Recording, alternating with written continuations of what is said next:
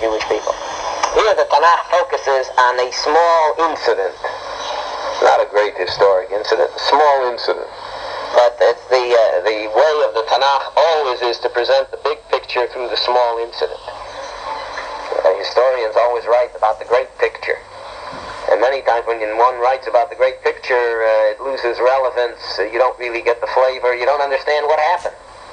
You write about things in geopolitical framework of grand events. It also makes a person feel helpless, because in grand events, what can I do to change the grand event? It's not my fault. It's one of the worst contributions that Karl Marx, among his many terrible contributions, but that's one of his worst contributions to Western society, is the idea that there are historic imperatives. There are things that have to happen. The theory of dialectical materialism. If it has to happen, it has to happen. So then nobody is guilty. Stalin was not guilty because it had to happen. That's the way socialism comes to power. The Western world generally is very adept at not feeling guilty about what it does. That's why it's able to perpetrate such terrible things in such a sanguine fashion. In the Tanakh, we don't see it that way. The Tanakh has no great events. Tanakh has only small stories, personal stories, private stories, family stories, little events. It doesn't give us the grand sweep of history. But from the little events which we recognize and understand and can relate to very well, we have a distinct understanding of what really is happening, and we do understand the grand picture of history. So here's a picture of King Tzidkiyahu. Here's a picture of the times. Here's a picture of the circumstances that afflicted that society. What happened?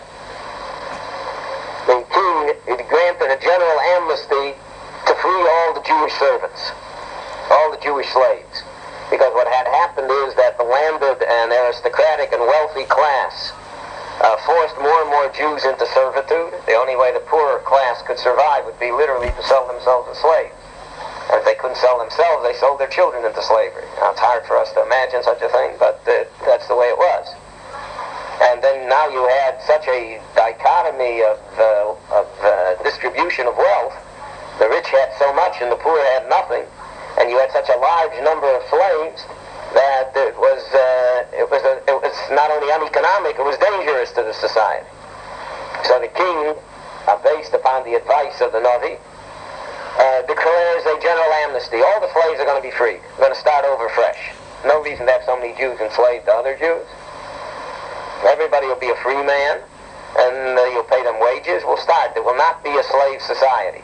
The most uneconomic society in the history of all the world is a slave society. That's what brought the Roman Empire under. That's why the South did not win the Civil War.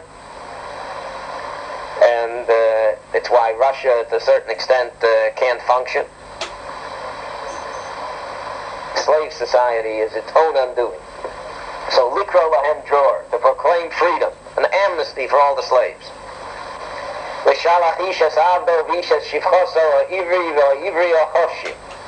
To send, each man, each citizen should send his servant, his maidservant, his male servant, Hoshim, free.